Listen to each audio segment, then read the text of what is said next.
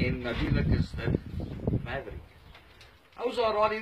Jonathan van Radio Raps het met een of ander kakgedachte vanoggend opgestaan en hy het besluit hy gaan ons challenge met die tradisionele boereworsdingetjie en natuurlijk is dit vir Inke. Inke, ons almal staan agter jou. Ons almal bid vir jou, jonge poplap. Jy gaan dit maak, definitief. Ons gaan seker maak jy gaan deurtrek. Ons almal is daar vir jou.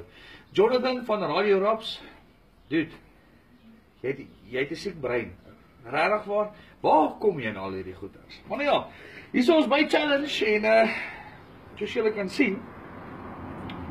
Nee, is hierdie nee, baie mooi spul nie. Ek probeer nou my boerie hier reg kry met my boerewors wil ook nie so lekker saamwerk nie. Maar Jonathan reken dat hierdie is erg kakker as tequila. Nou ek staan nou maar hier buite want vir 'n geval ek moet kots, dan my hele huis is vol obstacles. Ek gaan dit nie maak tot by die kakhuis nie. Jonathan, jou deur is op pad. Somewhere along the line. Maar Inke, hierdie is vir jou. Jonathan, jou challenge was accepted.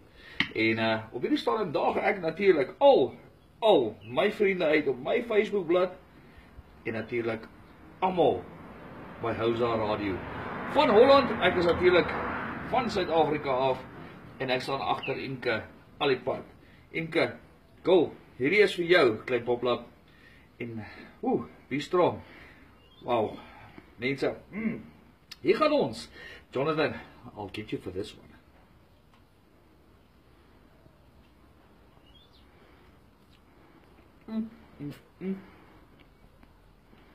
Ek sou sê nou was op haar gewees. Maar ja,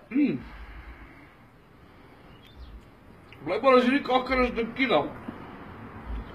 Ons gebruik maar kaas.